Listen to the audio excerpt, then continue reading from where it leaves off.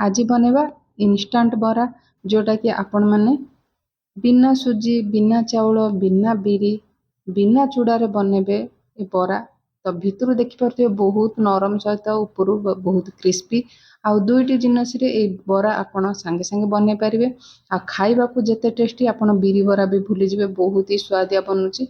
आपण बेसी सामग्री न यूज करके बहुत दुई तीनोटी जिनस रे ए बराटा बने पारिबे। दर्शक बंधु स्वागत करछि देसी food court Odisha cooking channel को। तो एठी बनेबा पई नेछि जोटा कि आपनको रातिर भात बळी पड़छि सी अरुआ भात रे बनेबा बरा। तो एटा मु फ्रिज रे रखि देथिली जेहेतु एटा रातिर भातटा तो मु आपको फ्रिज रे रखि देथिली। तो भात देखि पारथबे टिके टाणो अछि। जदि आपनकर भात नरम अछि आपण हाथ रे एम्ति चकटिकरी बरा बनै पारिबे। तो देखि पारथबे भातटा टिके टाणो अछि।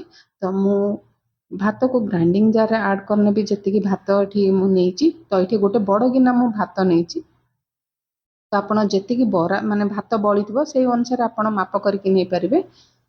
तो एठी बड़ गिना चाउल माने गोटे गिना रे गिनाए भात नेछि सबको आमे ग्राइंडिंग जार रे ऐड करनबा बिना पानी रे आमे भात को टिके ग्राइंड करनबा पानी जमा पकेबेनी।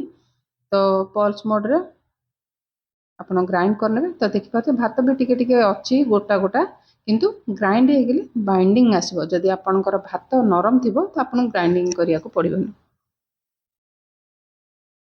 तो सब भात को एठी बाहर करनबा। तो मोर गोटे बड़ जगह सब भात को बाहर कर नेछि। आ गोटे बड़ गिना भात को मेटे मीडियम साइज रो 4टा सिझा आलू नेछि।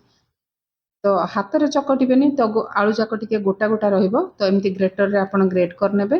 तो आलू रो खंड जेमती न रहिबो तो बराटा खाइबा को बहुत ही बढ़िया लागबो। तो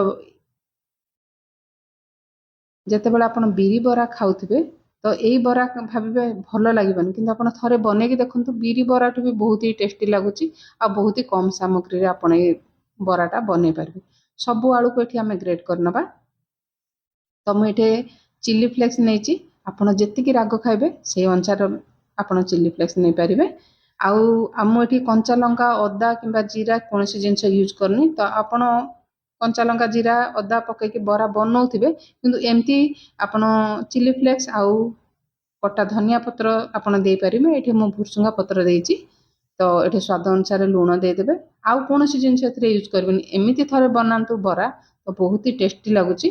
तो सब पकेला पर सब को भलसे गोळेई नेबा। आपण जेतिकी राग खाइबे से अनुसार चिली फ्लेक्स टा आपण ऐड करनेबे।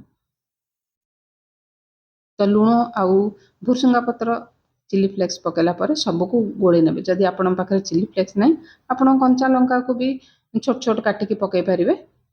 तो चिली फ्लेक्स रे पूरा बराटा गोटे अलगा लेवल रो लागुची बहुत ही टेस्टी बनुची। सब को एठी भलसे गोळेई नेछि। गोळेई नेला पर हाथ को भलसे धोई नेबा। नले आपण जदि एमती हाथ रे बनेबे बरा सेफ हेई परिबोनी हाथ रे लागिबो जेतु आमे अरुआ भात रे बरा बनौचे। तो हाथ को भलसे धोई साला पर हाथ रे टिके तेल लगेई नेबे तो बराटा भलसे बनि पारिबो।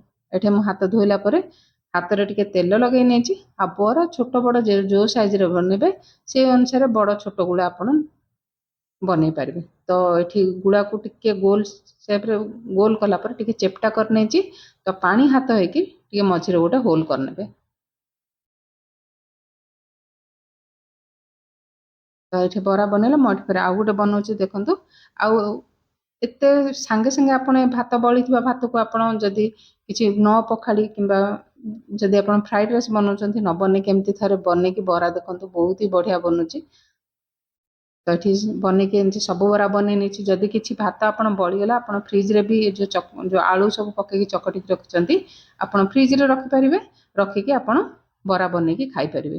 तो एठी जेतेले बरा छानिबे गोटे कथा ध्यान रखंतु तेल बहुत जोरे तातिबा दरकार। आ सब बरा को आपण हाई फ्लेम रे ही छानिबे। आउ तेल भी आपनकर बहुत खर्च हबनी। आ गोटे मिनिट छाड़ला पर हाई फ्लेम रे बरा सब को उल्टे नेबा। प्रथम रु शेष जागे आपण बरा को हाई फ्लेम रे ही छानिबे।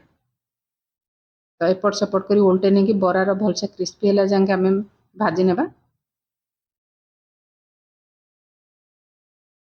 तो दर्शक बंधु आज रेसिपीटा जदि आपण मानकु टिके भी भल लागुछि तो वीडियो को निश्चिंत लाइक करनेबे। आबु जदि चैनल रे नुआ अछंती चैनल को सब्सक्राइब करिया को जमारो भूलिबेनी। फेसबुक पेज रे देखथिले फेसबुक पेज को फॉलो करनेबे।